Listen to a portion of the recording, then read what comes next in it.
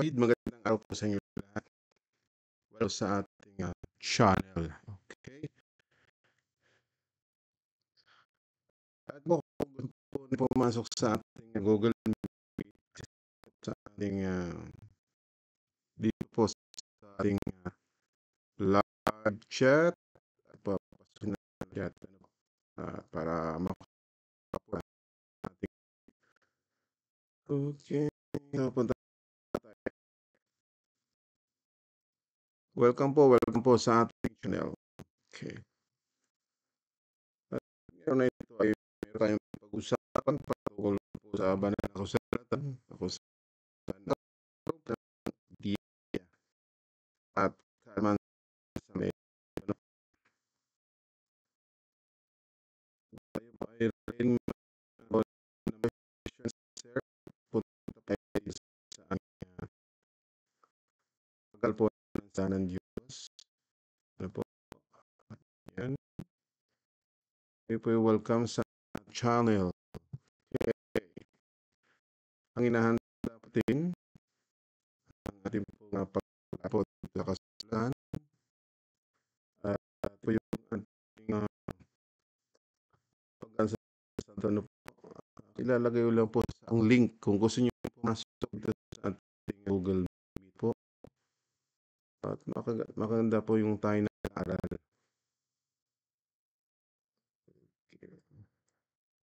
Tahan natin dito.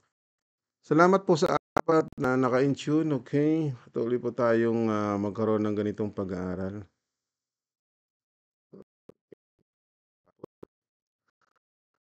Hindi po kayo initiative po yan na mapasok sa ating lahat.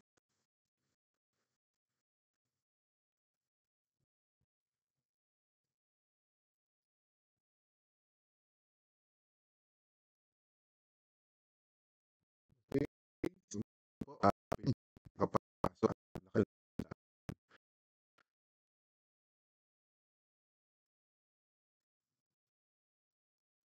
so, lagay ko lang po ito yung kung gusto nyo pumasok. So,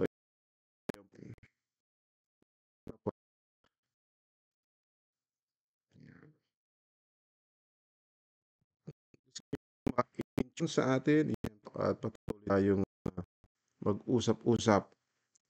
Maganda yung pag-uusapan po natin patungkol po dito sa Efeso 4:7, mga kapatid.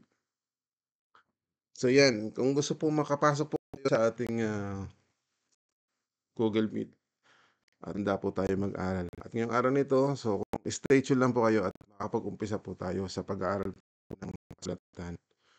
Umpisa po natin dito sa Efeso 4:7. Yan. Ano po sinasabi dito? Ngunit kahit na bahagi tayo ng iisang katawan, binigyan ang bawat isa sa atin ng kaloob ayon sa nais ibigay ni Kristo. So yan, ano ha? Kayo ba'y nais nyo bang malaman ang mga kaloob na ito? Yan, ayan ang ating aalamin dito sa ating channel. At kung kayo po'y may hawak na kasulatan, at basahin nyo para hindi lang tayo dito magbabasa. Ating babasahin hanggang verse 22, yung nasasakop na nakasulat dito. So, yon, yung pwede po pumasok dito sa ating Google Meet ay ready po kayong magtanong at mapag-aralan natin. Ito na, meron tayong conversation. At salamat po sa siyam at sa tatlo na nag-like ng ating video. So, paki-like din po ng ating video, no? Pag-aralan natin ito, mga kapatid. Okay, so ngayon ay narito po ako at naghihintay sa ating Google Meet na iyan po kalagay sa ating live chat. Paki-click lang po ng ating link para makapasok po kayo. Okay. So dito pag binasa natin itong Efeso 4:7, so hindi ko may di-display kasi cellphone lang ang gamit natin. At dito naman sa kabila sa ating Google Meet, kung gusto niyo pumasok, nariyan po yung link sa ating live chat. I-click lang po nyo, pasok po kayo dito. At para may admin ko po kayo at makapasok po kayo dito. No? Okay, so kayo ba'y willing na matutunan ang mga salita ng Panginoon? Willing ba kayo? Okay. Type lang po ninyo sa ating live chat kung willing po kayo. Okay, so yan, ipasok po natin ang isa nating invite. Yan, so salamat po kayo. Magandang gabi, taga Batangas po, ano?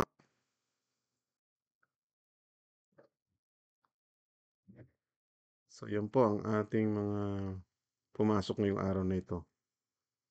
Okay, mapagpalang araw po, brother. Ako sa live kasi nasa work. Okay po. So yung mga nasa work, pwede po na lang makinig dito sa ating live at yung gusto magkaroon ng mga pagtatanong dito sa ating pag-aaral sa Efeso 4:7. Maganda po itong pag-aralan. Nang sa ganun ay maintindihan natin yung sinasabi dito ni Apostol Pablo sa kanyang mga sulat. Okay, batiin natin muna si Felix. Magandang gabi sa iyo. Malinaw ba ang dating diyan? Narinig ba ang boses?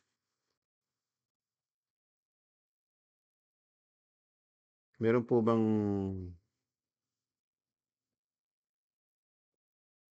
okay. Okay, rinig po, no? So, yun. Salamat, salamat din, ano? So, iisa pa kayong pumasok. Maganda yung medyo kahit dalawa o tatlo tayong naka-intune dito sa Google Meet. At least, maganda yung magkaroon ako rin ng kausap, ano? At the same time, meron tayong live chat na may nakikinig. So, meron pong limang naka-intune sa ating live. Pero dito sa ating Google Meet lang. Ngayon, pag-aralan po natin ang mga bagay nito, no? At para maintindihan po natin, ay bigyan natin ng panahon ito. Kasi sayang kasi kung hindi natin mapag-aralan kasi marami ang nagbabasa, hindi ito nauunawaan. Ano po? Kaya kailangan natin itong pag-usapan ang mga bagay nito, no? Okay, so pakibasa po, kapatid na Felix, para magkaroon tayo ng idea dito sa ating pag-aaralan. Mhm.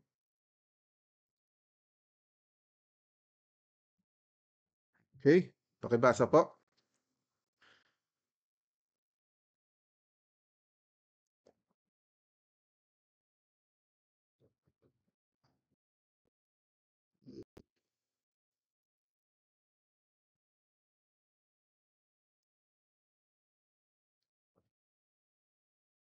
Okay, yan.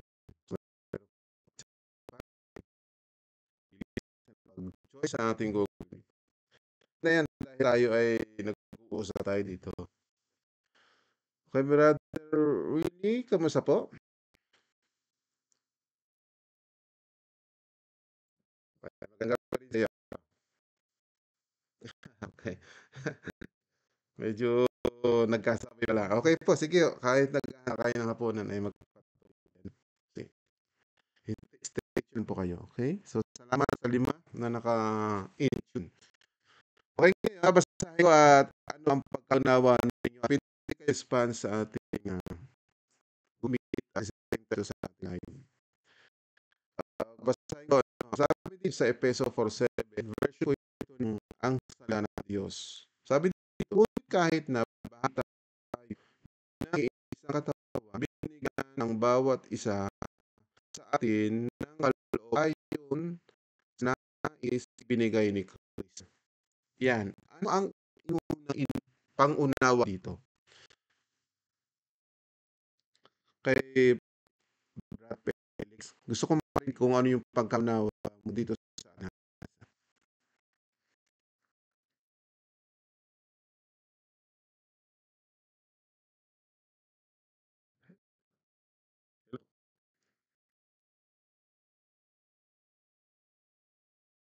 Nakakanda yung sinabi sa inyo?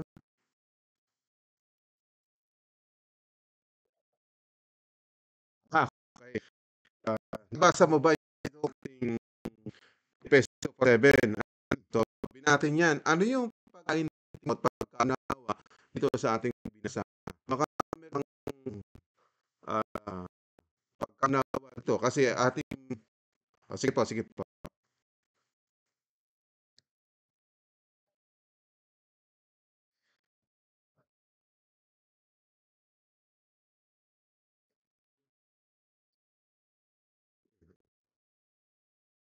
Ano dumating kaisipan?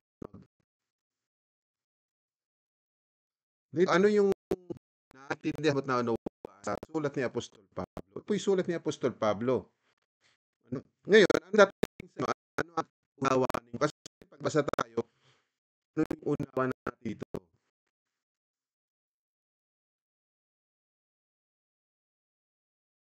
Hmm.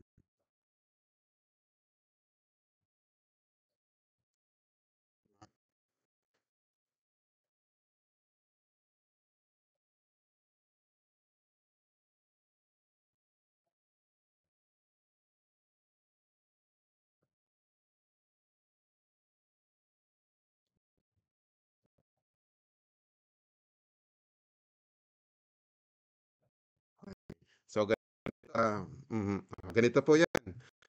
Bisa natin 'to, ulitin ko ha. Sabi dito sa Efeso 4:7, kahit na hahagi tayo ng isang katawan, binigyan ang bawat isa sa atin ng kaloob-ayon sa nais ibigay ni Kristo. Ngayon sa panahon na iyan, yang sinasabi ni Apostol Pablo, kaya niya inulat sa panahon niya, tama? Yung kausap sa panahon na yan, wala tayo diyan, 'di ba? Ibig sabihin nung sinusunod ito sa mga iglesia doon sa kanyang pinupuntahan sa lugar ng Efeso, yung mga tao ng panahon na yun, sinabihan sila. Ibig sabihin, itong binabasa na ito, para sa atin ba sa panahon natin ngayon, panahon nila?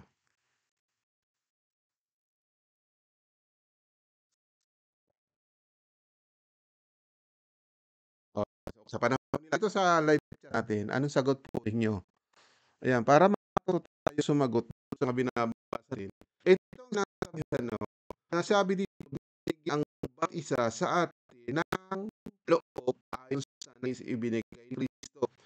Ngayon, sabihin po dito, si Kristo ay nagbigay ng kaloob noong nang siya ay naroon sa katawang tao. Tama ba? Kasi para maintindihan natin, si Kristo ang nagbibigay ng kaloob.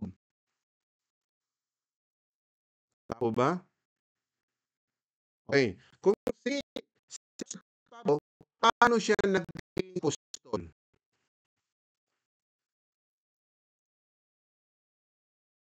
Paano siya naging apostol? So, okay, okey. Ibig sabihin, paano nagkaroon paano siya naging apostol, si Apostol Pablo? So ngayon, para maintindihan natin, tawag siyang apostol, ang tanong, nagkaroon ba sila ng pagtatagpo na makilala niya si Kristo at doon sa pagtatagpo, sila ay ano, binigyan ng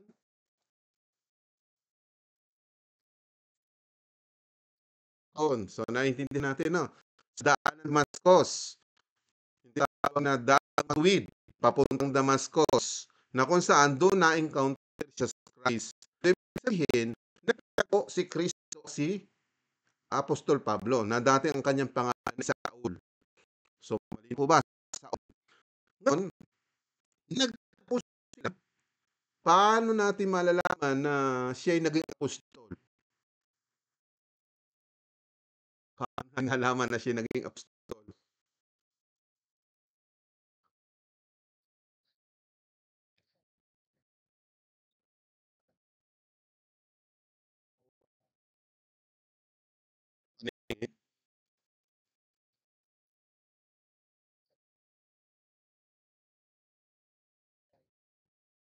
Mhm.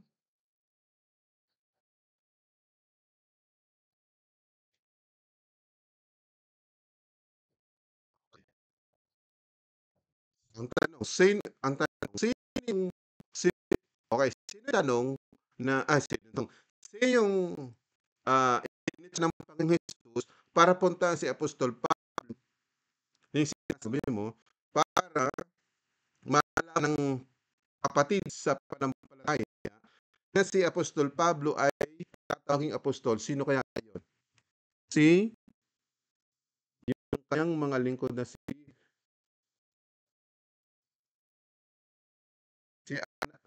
si Ananias po. Basahin na 'to, okey. Basahin natin Gawain 13. Sabi dito, pero sumagot si Ananias, "Panginoon, marami po akong nabalitaan tungkol sa taong iyon, na mapit siya sa inyong pinabanal sa Jerusalem." Ibig sabihin, ito si Apostol Pablo pala ay kilala ni Ananias na kung saan inuusig yung iglesia, yung mga banal, yung mga tagasunod ni Kristo. 'Di ba papatayin niya? Oh, ngayon, nung na-encounter si Jesus Christ sa daan ng Damascus, kaya siya yung sinasabi mo, punta doon sa bayan ng Damascus. Ngayon, napunta naman si Ananias para sabihin kay Ananias na ganito sa 14, narito narito siya ngayon sa Damascus at bigyan ko siya ng pangyarihan na ano, namamahala namamahalang karina, hulihin ang lahat ng kumikilala sa iyo. Pagdating sa 17, pero sinabi ng Panginoon kay Ananias, lumakad ka dahil pinili ko siyang maglingkod sa akin para ipakilala niya ako sa mga hindi Hudyo, sa mga hari at sa mga Israelita. Kilala natin si Apostol Pablo, tinawag siyang apostol para maglingkod sa kanya, para ipakilala ang pangalan ni Jesus sa mga hindi Hudyo, katulad natin, hindi tayo Hudyo, di ba? Ipakilala sa mga hari. Pag sinabing mga hari nung panganon yun, yung mga mataas na may man, katulad natin ngayon, sa panahon natin yun, mga presidente, di ba? Pero may mga hari na tinatawag na sa panahon natin ngayon. Pero yan nga ay nakita natin ang pagkatawag kay Apostol Pablo, mismo si Kristo ang tumawag. Malinaw ba? Okay. Balik tayo doon sa Efeso 4:7.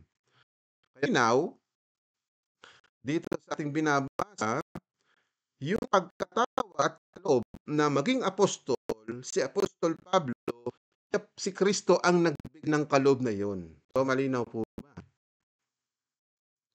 Oh, malinaw po ba dito sa okay. So, kayo na ma ma malinaw po ba ang dating sa inyo? Okay. So, ulit yan verse 8. Kasi ito yung ating ito yung ating itutuloy na hindi natapos kahapon. Ano? Doon sa mga yes, malinaw po. Hilda Arzola. Okay, come join sa ating Google kung gusto para matanong po kayo. At maganda ho alam natin ang mga taong binigyan ng kaloob, talagang mismo si Kristo ang nagbibigay ng authority para maging apostol. Tanungin ko po kayo, kung sa 12 alagad, mula kay Pedro, kay Juan, kay Santiago, kay Felipe, doon sa 12, sino ang tumawag doon?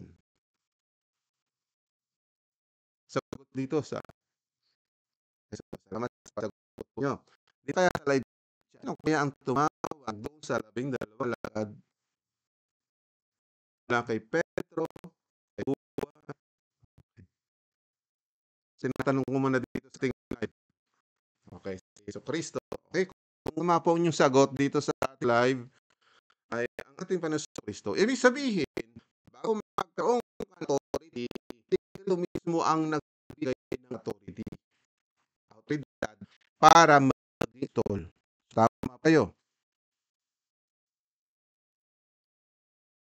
Okay? Yan. So, salamat sa mga sagot po ninyo. Si Jesus Christ. So, pupunta tayo sa verse 8. Punta tayo sa verse 8 para alam natin. Okay, basahin ulit natin.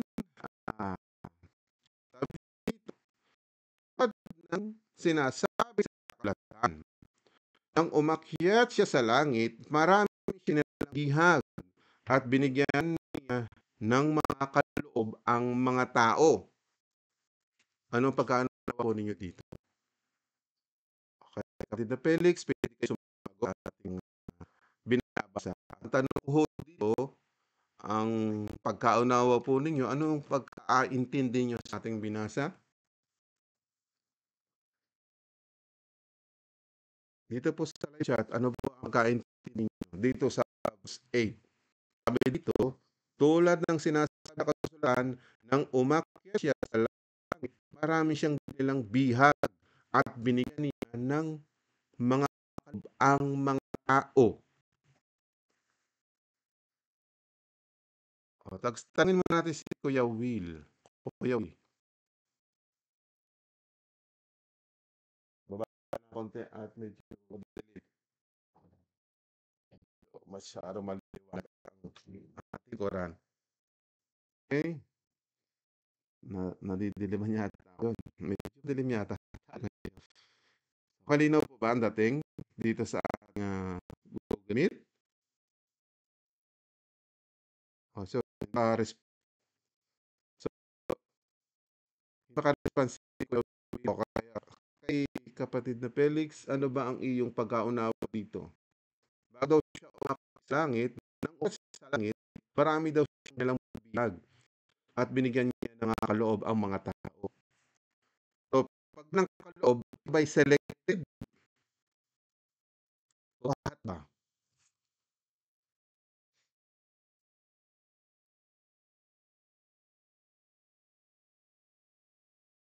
Mhm.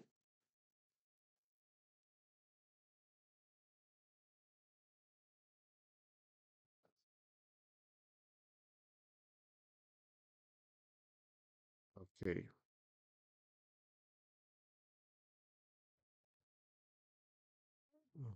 Okay, so ganito ang ating kaunawa diyan para malinaw po yung ating pagkaintindi. No? Kasi ho dito, hindi naririnig yata ng ating mga naka naka-live ang inyong sinasabi kasi i-upload ko rin ho ito kasi naka-record naman yung ating conversation. Ganito yan, pag binasa natin sabi dito, tulad, sa verse 8 po tayo, Efeso 4:8, ang sabi dito, tulad ng sinasabi sa kasulatan. Pag sinabing sinasabi sa kasulatan, ito ay kapahayan mula sa Diyos. Tandaan ninyo, mula sa Diyos. Sabi, nang umakyat siya sa langit, sino tinutukoy dito? Nang umakyat siya sa langit, sino tinutukoy? Si Jesucristo. Marami siya dinalang bihag at binigyan niya ng mga kaloob ang mga tao. Ano yung dinan niyang bihag? Sa langit ba dinala?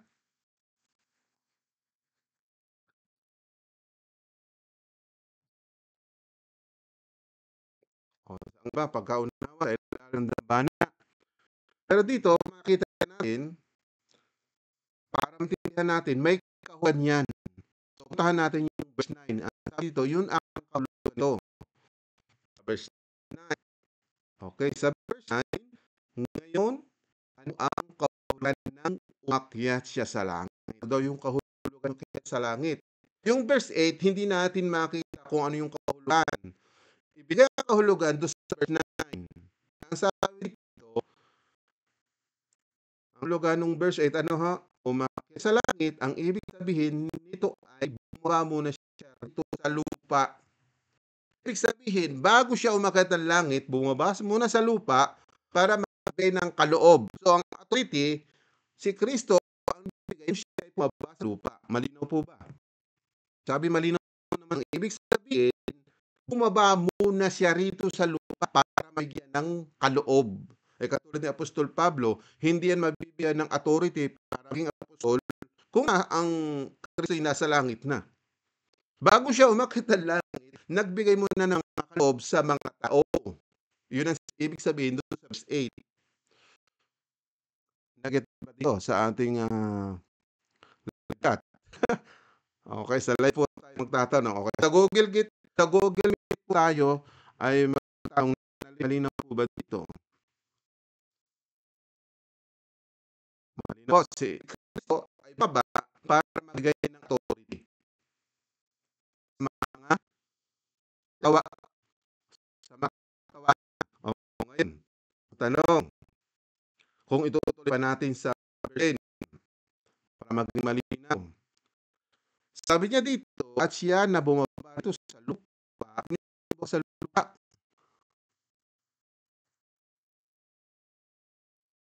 Kristo pa rin po, no? Tandaan niyo, siya na bumaba rito sa lupa, ay siya ring umakyat kakaitaas-taas ang langit para maging lubos ang kapangyarihan niya sa lahat ng bagay. So, ibig sabihin, bumaba siya sa lupa, nagbigay ng kaloob sa mga tao. Nung bumalik sa langit, para malubos yung kanyang kapangyarihan. Bakit? Kasi aakit na siya. Yung authority na ibig sa mga tao binili ng Panginoon, katulad ng mga apostol.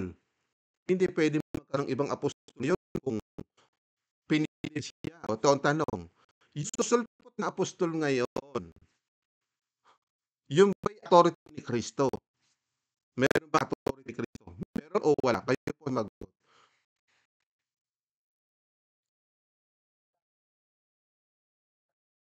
yeah. Sabi po ito sa ating Google Meet, walang authority susulpot ngayon kasi nasa langit na si Kristo. O wala. O dito ho. O meron pong sumagot. Luis Mana, wala pong authority kasi nasa langit na si Kristo. Kailangan yung authority nung bumaba si Kristo at nagbigay nga ng kaloob. Tapos, kung umakyat na sa langit si Kristo, sino pa magbibigay ng authority sa panahon natin ngayon? So, wala na magbibigay. So, mga pong mga got ninyo dito sa ating Google, sa ating live chat. Salamat po sa nagsumagot. Kay Luis, kay Gio, kay Albert Cruz, wala ting umakyat na po siya langit. Bakit nasa langit? Kaya yung panahon natin ngayon, wala nang magkaka ng mga apostol para tawagin silang apostol. Tama po ba yan? Ayan. Ngayon, para intindihin natin ang mga bagay na yan sa mga isinusulat. Kasi ganyan po magsaliksik para maintindihan natin. Tama po ba ang pagkaunawa? Okay. Yan.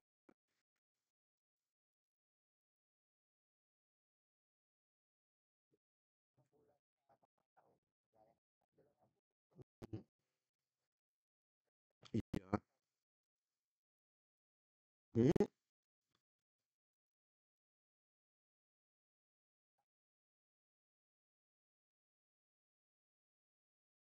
yun. So, malinaw po. Kasi nga, yun, yun. So, naiintindihan natin. So, naiintindihan po nung po sa Google Meet. Okay. So, ang nagbibigay ng authority si Kristo para maging apostol. Ngayon, sino yung kaulihan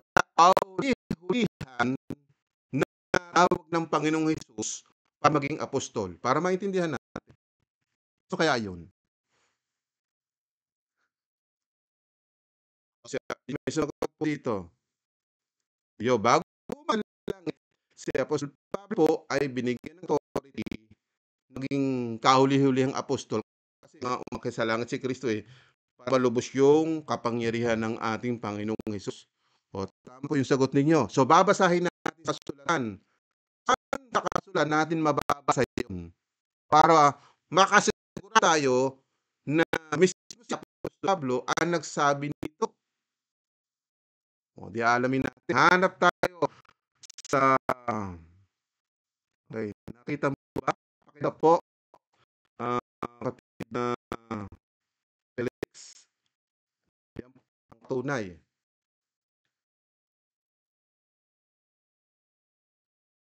Ito, babasahin muna natin, ano? Okay, salamat po.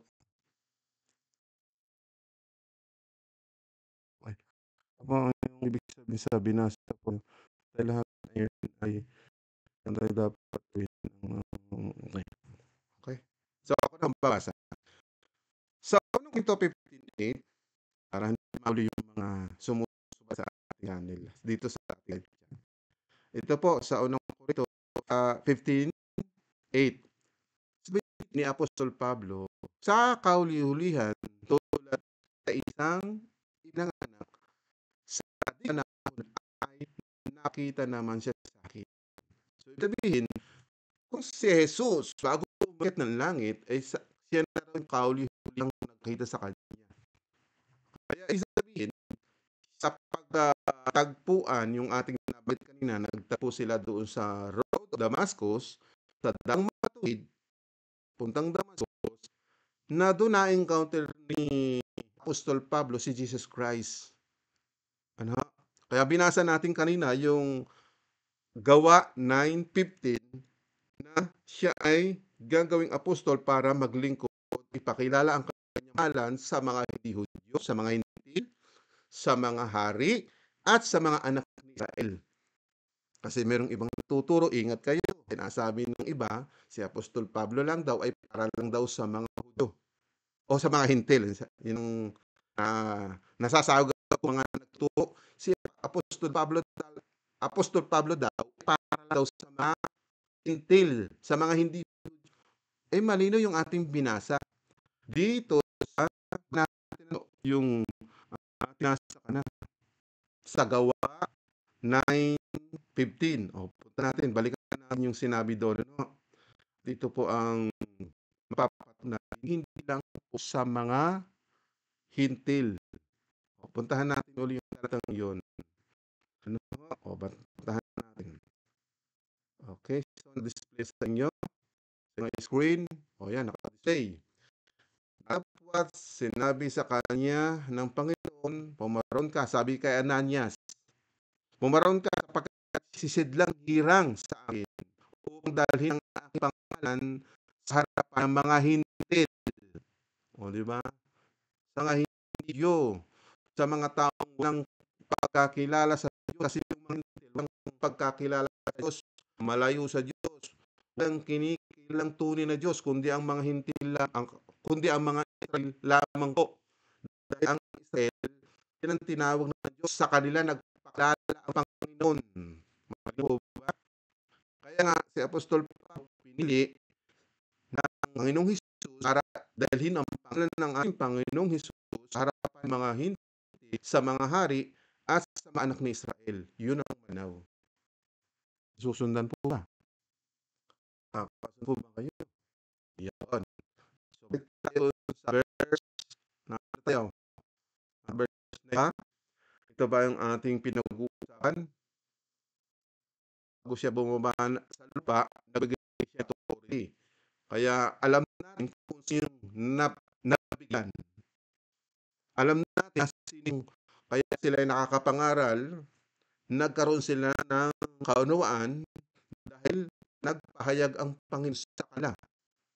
Na ituro ng Panginoon kay Apostol Pablo, nakasama ng mga apostol, yung dalawang apostol, bagaman isang alagad doon na si Judas Iscariote ay nagkanulo sa Kristo na siya ng gampanin. Bakit? Kasi nagkaroon siya ng pagtatrayor, pinagpalit niya yung kanyang pagiging apostol doon sa 30 pilak. Malinaw po ba? Okay, so ito natin sa verse 10. Basta ba natin ito? Okay. So nabasa pala natin ito na. Malubos. Ulitin ko po. At siya narin sa lupa, ang siya rin umakyat sa kataas sa langit para maging lubos sa kapangyarihan niya sa lahat ng bagay. So yun, para malubos yung kapangyarihan ng Panginoon, para makapagpatuloy yung mission ng ating Panginoon Kristo. Kaya tumawag siya ng taong mapagkakatiwalaan ng Ebanghelyo. Ayun po ba? Tanong, sino-sino pa pinili ng Panginoon Kristo para may pangarang Ebanghelyo? Si Kristo rin ang pumili dito sa verse 11. Punta natin. Sa verse 11, sabi dito, para alam niyo. Sabi, okay, basa po. Brother Pex, kaya mo bang basahin? Dumating ba yung mensahe? Screen. Wala. Okay. Maka-delay. Okay. Magbabasa muna. Sabi dito, Efeso 4:11, ang ginawa niya apostol, comma muna, sino ang nagay ng authority para maging apostol sila? Sino? Sabi dito, ang iba'y ginawa niyang apostol. Sino po nagbigay ng authority para maging apostol?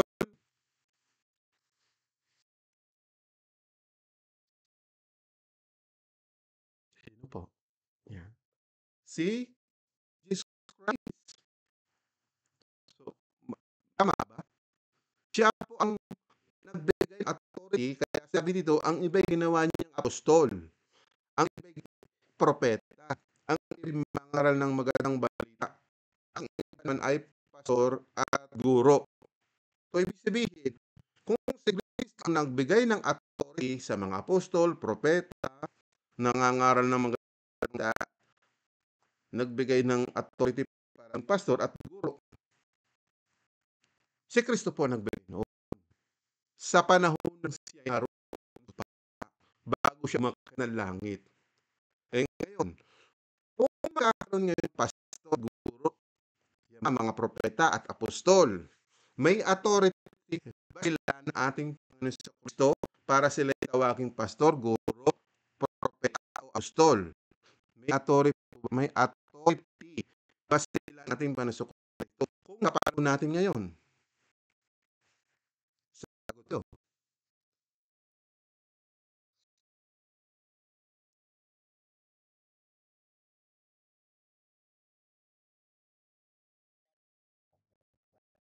Yan, bigot, sumagot.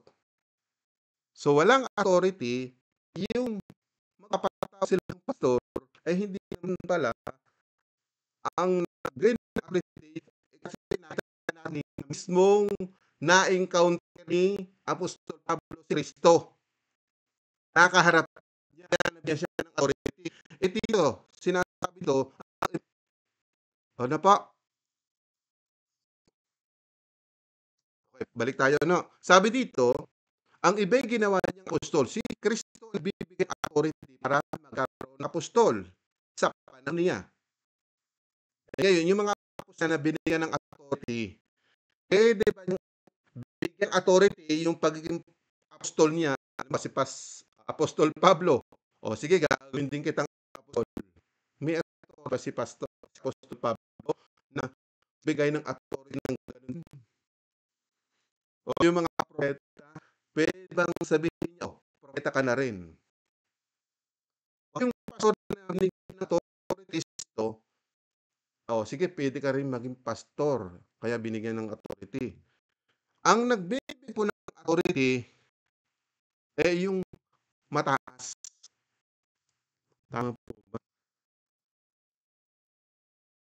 Tanong ko po sa inyo, sino ba ang pangulo ng iglesia? Sagot po kayo, sino po ang pangulo ng iglesia na inayo ng Diyos? Sagot po kayo, naghihintay po ng sagot, paalam ninyo. Di ba? Si Kristo ang magbibigay ng authority para maging pastor ka, guro, o propeta o apostol. Pero natin ngayon, hindi pwede tayo magpatawag na apostol, hindi tayo pwede magpatawag na propeta, hindi tayo pwede magpatawag na guro o pastor dahil ang authority pala ay nagagaling kay Kristo, mismo makakaharap ka. So, salamat sa mga sagot po niyo. Tama po yan. Si Kristo ang bigay ng authority. Ngayon, daming pastor, daming nagpapatawag na guro, ang daming nagpapatawag na propeta, ang daming nagpapatawag na apostol. Anong tawag sa kanila? Okay, kayo sagot.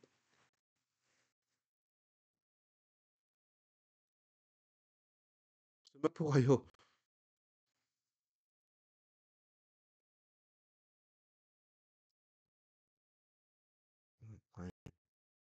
So, yan. So, salamat sa mga sagot niyo.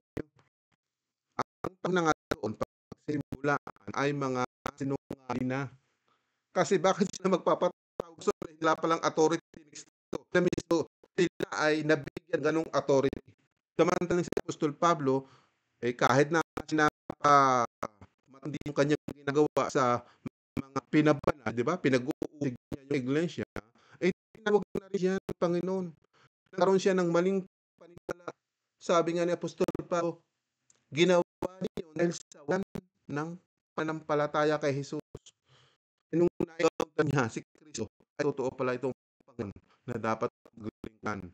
Kaya iniwan niya yung dati niyang relihiyon ng mga Hudyo. Umalis siya doon.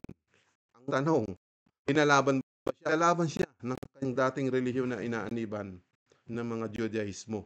Na kung saan mali pa yung kanilang pamamaraan. Na kung saan sinusunod ni Apostol Pablo yung mga batas ng kanyang mga ninuno. Kaya nga yung mga ninuno nila nagkakamali ng paraan ng pagsunod sa Diyos kasi Kristo ang bumaba dito sa mundo para ipakilala, ipahayag ang tunay na pagkakilala sa Diyos. Yung na-encounter ni Apostol Pablo ay mali pala yung kanyang pinaglilingkuran na akala nga niya tama sana. Pero nagkaroon sila ng maling maraan. Pero yung mga henerasyon nung una tama. Yung dumating ng sumusunod na henerasyon sa mga Israelita, nagkamali na sila ng pagod. Gumawa sila ng kanilang pamamaraan. At doon naggalit ang Diyos. Okay, may sagot po ito. Tulad niyan, sa panahon natin ngayon, ang daming nagpapawag na pastor, isang kasiraan yun. Kung saan isang pastor na nangaral na kilalang-kilala sa buong mundo, tapos ang daming kaso. Ngayon ay nakulong. Pastor ang tawag sa kanya. Kasiraan yun ng kinikilalang mabuting pastor. Ginagamit yung salita niya. Tapos gagamitin yung pangalan pa ng Angelo. Ilalapit niya sa kanyang sarili. Siya daw yung appointed sa God. Ay mahirap hong kinin ang ganung authority na ilalapit sa isang tao. Lalo na yung salitang pastor, dapat yun ilapat, hindi mga tao. Yan, yung ang binasa sa 4:11, si Kristo ang nagbigay ng authority. Kung nagkamatay ng kaya, wala nang susunod pa doon. Kaya nung nabigyan si Apostol ng authority, sabi niya, siya yung aulihan. Nabigyan ng authority para maging apostol. Yun, malinaw, mayroong kasulatan. Diba? Paano yung mga hindi nagbabasa? Umaasa sa mga nangaral na hindi naunawaan ng kasulatan. Diba? Yun ang nakakalungkot eh.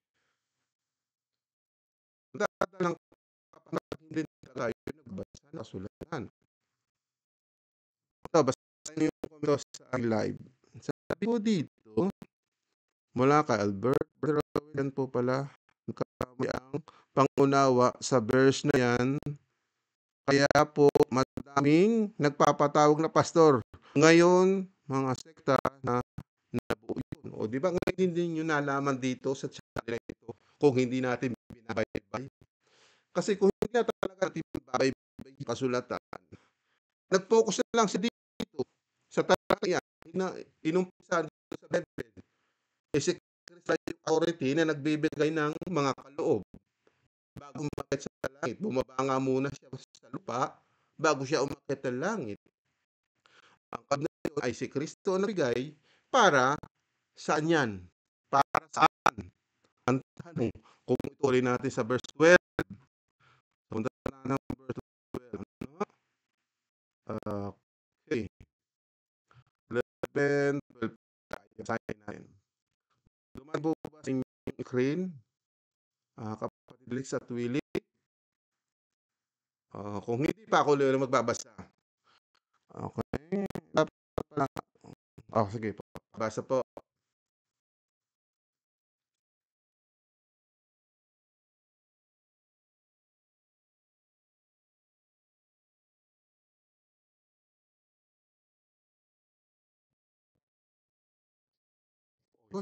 Po, binasa ng isang kapatid ni Felix na dito sa Efeso 4:12, ginawa ito Kristo para ihalal handa sa paglilingkod ang mga pinabanal. So yung mga pinabanal, yun talaga ang naruan, yung mga pinabanal. Yung mga pinabanal na pinili, hindi kilala natin yung mga Israel. Tayo naman, hindi tayo Israel. O, di ba? Kaya yung mga nakita natin dito, sabi dito, para lumago at maging matag sila bilang katawan ni Kristo. Nakita ba niyo? Para maging matatag yung katawan. Ano yung katawan? Yung mga sinasabi ito, iglesia po yan eh. Kasi nga, tingnan natin. Kasi kung ating titingnan, si Kristo ang ulo ng iglesia. Basahin natin tanatang yun na nariyan din po sa chapter 5. Ang 5:23 yun. Kung hindi ito nagkakamali, so babasahin natin. Okay, Efeso 5:23 at ito ating babasahin dito sa kasulatan. Kaya nga po, kung hindi nakilala si Kristo na siyang ating Pangulo, ay hindi natin maintindihan ang sulatan.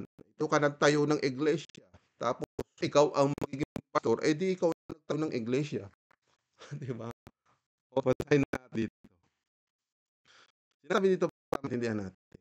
Sakat ang lalaki ang siyang ng kanyang asawa, katulad ni Kristo na ulo ng iglesia ng kanyang katawan. O, malinaw po. O, hindi tayo nalayo sa ating konteksto na binabasa. Pag sinabi katawan, yun ang iglesia. Yung mga iglesia yun, yun ang mga pinabanal. Malinaw ba? Na siyang tagaligtas nito. Ibig sabihin, si Kristo yung magliligtas doon sa katawan. Doon sa iglesia. Kasi nga po, kung ang iglesia ito sumusod sa ating Panginoon sa Kristo, diba tinatawag natin si Kristo, siya ating pastor ng ating buhay, siya ang apostol, siya ang tinatawag ni propeta, guro. O nasa kanya yung katangian. Hindi natin pwedeng angkinin yung mga bagay na ibinigay mo na sa pinabanal at the same time kung sila ay pumanaw, wala tayong magagawa. Kasi Sixto naman yung authority na binigay ng Ama na walang kamatayan. Dapat yung ipapalit doon sa iglesyang itinayo, walang kamatayan. Si Kristo may kamatayan, wala. Nasa kanya yung pagiging apostol, nasa kanya yung pagiging pastor, nasa kanya yung pagiging guro. Yung gusto na Diyos doon sa iglesia na walang kamatayan para walang pagbabago doon sa itatayo yung iglesia. O, malinaw po ba sa inyo? Mga kapatid? Kaya kung tatayo at tatawag ka pang pastor, anong tawag sa iyo? Anong tawag po? Ikaw ay nagpatawag pastor. Si Kristo nga yung ulo ng iglesia na apostol, guro, pari. Siya din ang ating buhay. Kasi namamagitan si Kristo sa Diyos Ama. Malinaw po sa atin? Malinaw po ba? Ngayon, tuloy natin ito. So, punta tayo sa verse 13. Sabi pa dito, para maintindihan natin yung unang iglesia na kung saan ay nariyan yung pagpapatibay na naglagay ang ating Panginoon Kristo ikatitibay ng iglesia. Kung itutuloy natin sa verse 13, sa ganitong raan, maabot natin ang pagkakaisa sa pananampalataya at pagkakilala sa anak Diyos. O sige, para makilala natin ang anak ng Diyos. Sabi dito, at ganap nalago sa espiritual nating buhay hanggang maging tulad tayo ni Kristo. O sabihin, ay maging tulad ni Kristo, pwede ka pala maging pastor, maging pare. Hindi po ganoon. Yung katulad ni Kristo, yung pabanan natin. Kung saan ay marunong sumunod sa pamamaraan ng Diyos. Di ba? Yan ang gusto kasi, makita natin yung katangian ni Kristo na sumusunod sa ng Diyos. Kaya meron tayong halimbawa, dapat tularan si Kristo yun. Basta tayo. Bulaang pastor po, brother. O yan. Pag nabing bulaan, anong tawag doon?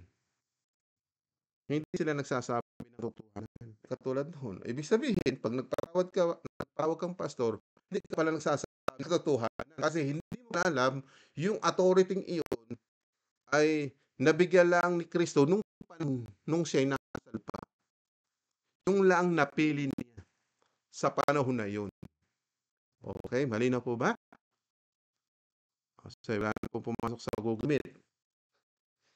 So, kayong dalawa ay pagpalain po kayo dahil malinaw kayo'y nakakabasa sa ating screen. Kasi dito sa ating chat wala. Pero i-upload ko rin itong ating version at dadalawa po kayo kasi dito makikita rin ng mga ibang manonood, makikinig, at least merong word of God naka-display yung kasunod. Ano po? Okay, so nakakailang oras na ba tayo? So meron po tayong 51 minutes dito sa live at dito po sa ating Google Meet ay halos ganun din po. No? Kasi ito yung ating basihan. Mas ko po ang buksan ang web bago itong Google Meet kasi nga po para magkaroon tayo ng conversation at itong magkaroon ng mga tanong din ang ating pag-uusapan at yung iba pa magalit. Abay, pastor kami mula nung ako nag-aral ng salita ng Diyos ang nagbigay ng authority yung namatay din pastor na, oh, di ba? Hindi nga pwedeng ilipat yung authority ni Kristo. Si Kristo walang kamatayan tapos ililipat sa iyo yung authority. Tama po ba? Ay ang Ama din ang nagbigay ng authority kay Kristo, eh. Kung naintindihan sana ng pastor na ito, ay marami sana makakaunawa. Sayang ang kanilang sabihin na lang nila na 100 years ng aming organisasyon. Oo nga, 100 years. Ang nag-umpisa ang Panginoon kailan? Aba, nung nag-umpisa ang ating Panginoon, nung 1 BC pa nga, di ba? Nung simula yung iglesia, doon pa sa ilan, tutuusin. Yun ang kauna-unahang iglesia, mga Israel. Bakit nga po? Nasiralan dahil nga na mga Israelita ay hindi marunong na sumunod sa Diyos. Kaya ang nangyari, nagkaroon ng iba't ibang hari, nag-fail din. Ano?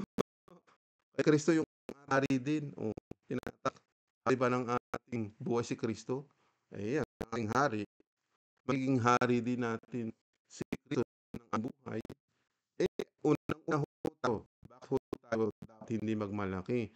Kasi ang unang pinili ang Israelita, tayo lang naman naisingit ng tutusin. Tama po ba? Naisali lang tayo. Kung tutusin, tayo lang naisali. Babahin natin. Sabi to, tingnan natin kung anong pangunawa nyo dito. No? Sa pakimapa po, Kapatid na Pelis. Diba? Okay.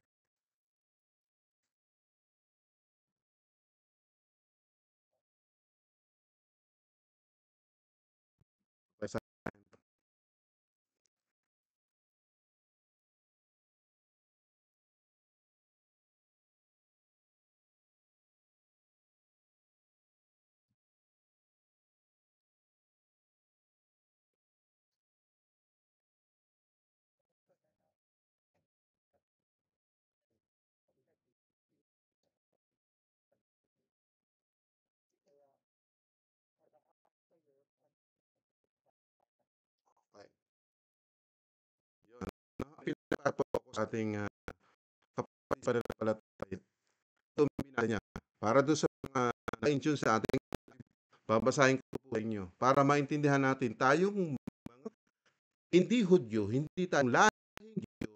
Ito po yun. Sabi sa sulat ni Apostol Pablo, Roma 11:17, ang mga Hudyo ay tulad sa isang puno ng uliw na pinutol ang ilang mga o ilan pong mga sanga ang pinutol doon. Ibig sabihin, mga ilang sanga, kakaunti lang yun. Sabi dito, at kayong mga hindi Hudyo, o hindi pinutol, ikaw, hindi Hudyo, ako, hindi Hudyo. tayo mga Pilipino. Sabi dito, yung mga hindi hiyog ay tulad ng mga sanga ng ligaw na libo. Ni na bilang kapalit sa pinunol ng mga sanga. Yung sanga, 'di ba't ang dami nung sanga sa mga Israel. At tayo naman, yung kasi yung ibang Israel na pinutol, yung mga sumusuway na hindi sumunod.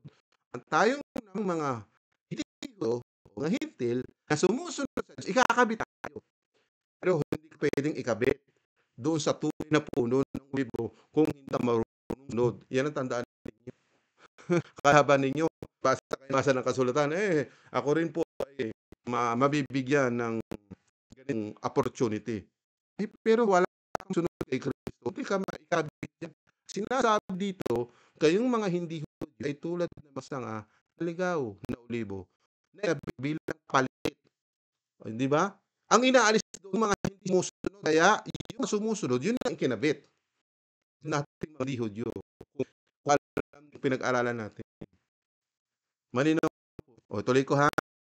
Ganito bilang palit, sa pinutol ng mga sanga, nakabahagi kayo. Yun, nakabahagi sa mga pagpala ng Diyos para sa mga Hudyo.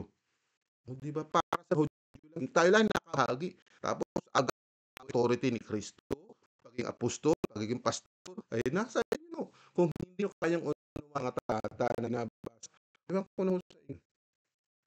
Yan ay kapapahamak ng mga taong favoritism na pastor, ay gusto ko makinig. Di ba? Kaya sabi na si Pablo, naatiba si Kristo. Pero nagsasabi kay Pedro, Apollo, o di ba? Tayo, kay Kristo sumusunod sa pamamaraan. Sino po? Okay.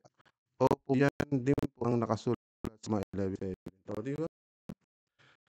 Kaya kapatid, ito lang ang masasabi ko sa inyo. Pag patuloy tayo mag-aral, marami kayo matutunan kapag ay nagsasalita ng gano'n. Kayo po nagbabasa, inuunawa natin at binibigyan ito ng linaw sa pamamagitan din ng kailangan talaga yung unawa natin doon sa nasabi ko. Yan, malinaw po, sabi po ni Jeremy. So, pakicomment po bang naka-labing walo, yun, di ba? Salamat sa 18. Pero 13 nag-like. So, kailangan, kung hindi mo interesado, di mag-dislike ka. Doon po yung dislike at may like. Kung di agree, mag-dislike ka. Pag-aralan natin yung mga di-disagree. So, salamat po doon sa nagla-like kasi na-agree na tama yung aking inaaral. At ito ni Kristo yan. Hindi yan mula sa atin. Ano? At yun, meron lang po tayo mga 10 minutes para sa ating Google. At ito sa ating live. Pagsabahin natin na closing tao. Gusto ko rin tanong sa inyo. Sabi ko, pag lang natin 10 minutes, sin-ask tayo. Para alam natin yung ating pinag-usapan tapos na malinaw naintindihan na saan ay hindi tayo bumabase doon sa ibang aral kundi sa aral ni Kristo. Ano po? So marami po nag-comment dito. May mga bago, no? Gemma Kabata, Manaw po. Albert Cruz, Malinaw, brother. Yan, oh. Luis, Mana, tama po. Yun. Jeremy, malinaw po. Yan ang dapat natin. Naliliwanagan tayo doon sa ating nabasa. Ay, napakahirap naman po. Pasta ka na sa ang dami mong isinisiksik na talata. Para maintindihan. Napakalino naman po.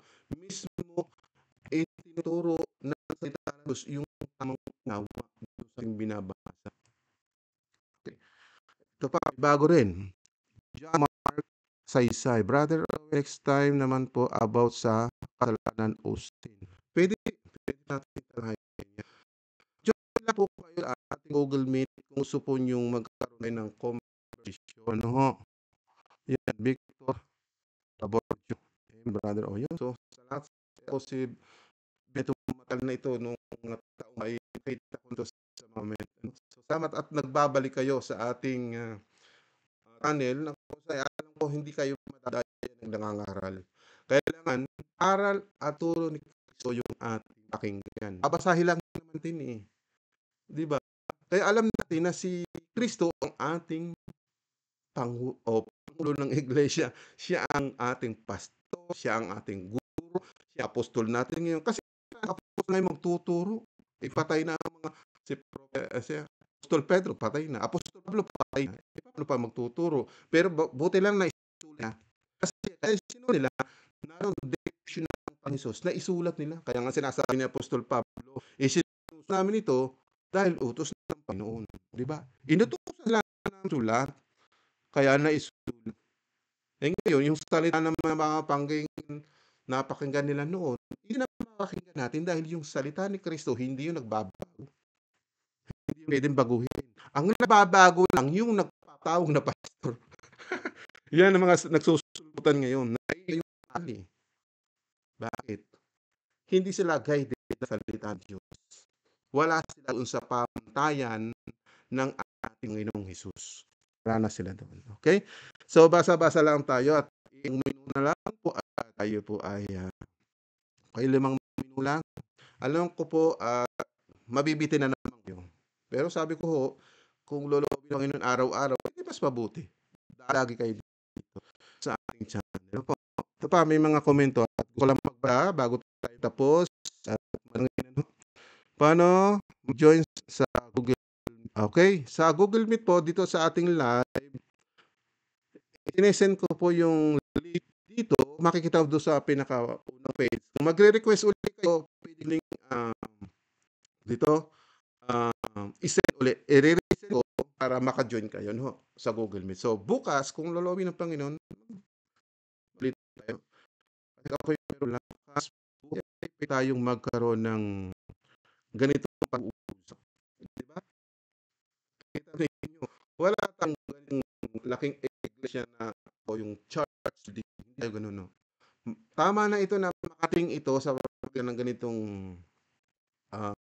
platform sa internet, sa YouTube. Sabi na ba, magkaroon daw kayo sa Facebook. Okay. So, ginagawa ko pa yun. Kaya, waiting lang tayo doon. Okay, sa tayo at meron pa yung ilang minuto. Okay. Kaya dyan, Mark Kasay, lumabas na po ako sa mga simbahang yun ng tao. Masaya pa po maglingkod sa Panginoon kahit nasa bahay lang ko. At pinamumuno ko ang mga ito. Repentance, deeds, righteousness, and purity. Yun. Kasalanan po talaga yung mga sinabi mo sa sulatan. Kaya nga lagi nating alamin yung ating acronym. Books, aklat ng Panginoon, basahin. Sa aklat ng Panginoon, pag binabasa mo, may instruction. Sa instruction ng Panginoon, tuturuan ka kung paano ka maging mabuti, kung kabataan ka, paano ka maging sunurin sa magulang, ikapasaw. May instruction dito. Bata, magulang, narito lahat.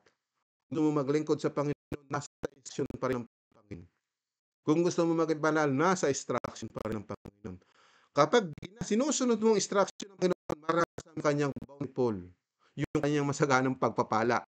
Dahil sinusunod mong instruction ng Panginoon. At the same time, pag nararanasan mo yung bountiful o kasaganang ng Diyos, kabutihan ng Diyos, yun, pag-ibig ng Diyos, ipaparanasan sa'yo dito sa lupa, maging doon sa eternity. Yan ang kagandahan sa ating natuklasan sa acronym ng Bible. O, di ba po ba? Get po ba? Okay, salamat. Ayun po yung closing prayer. Gustong selyuhan, panalangin at alam na tayo ay sinamahan ng Diyos. Bigyan tayo ng understanding sa ating pinag-aralan. So, ang tapos lang natin sa verse 13, kung itutuloy natin yun sa mga susunod na araw, mas ganda. Pero iyan, malinaw na sa atin. Kasi nag-focus sila doon sa 4:11-12. Mayroon naman tinawag na pastor. O nga, sinong pastor? Yung panahon ni Jesus Christ nung nasa lupa. Pero sa panahon natin yun, sabi nga doon sa Hebreo 10:25, mag-aralan ang bawat isa. Mag-aralan natin. Pero huwag ka na magpatawag na pastor. Kung gusto mo mga maguro, aralin ang salita ng Diyos, walang masama doon. Diba? Okay. So yan, salamat po sa mga nag-comment. Sa manalangin at kukusing na po tayo. So sana po kung lulobin noon ay mag-aral ulit. Ano po, so tayo po na lang. Ang Diyos, mabuti po kayo sa bawat taong handang makinig, handang sumunod sa kalooban. Kami papasalamat naman sa pagkakataon ay Diyos na mabuti, Diyos na punong biyaya at pagpapala. Alam naman nasa namin yung kabutihan at pag-ibig mo kung kami ay handang sumunod sa iyong kalooban. Kaya Panginoon, sa oras ito na kami nag-aral, muli kami naunawa sa mga salita namin na pag-aralan. Ngayon, napagtanto namin na yung mga salita ngayon ay na-realize namin na kayo po yung aming mabuting pastor, guro, apostol, propeta ng aming buhay na nagtuturo sa tamang katwiran upang kami maiharap mo sa iyong Ama. Kaya salamat, Panginoon, na kami tinuturuan mo sa pagitan ng araw. At Panginoon, nagpupuri kami sa iyong kabutihan. At Ama, salamat po dahil binigyan mo ng pagkakataon ng mga nakikinig sa channel na ito. Pag dumating sa nila yung kapayapaan, karungan, kaalaman at pangunawa sa mga salita. Nang sa ganoon, hindi kami madaya ng ibang nangangaralan ng wala katotohanan. Napupuri at papasalamat sa iyo kabutihan. Sa iyo puri, pasalamat at pagsamba sa pangalan ni Jesus. Amen. Okay? God bless po sa inyo lahat at tanungan ulit tayo sa Google Meet. Kung luluin po bukas, magre-resend ako ulit ng panagong Google na QR code o link. So, and God bless po sa lahat. Ciao, ciao, ciao, ciao, ciao, tuti. Salamat po. Elmer, Benevidia. Okay. Dito sa paping ko na po, kapit na wihi at fix. Tapos na po tayo.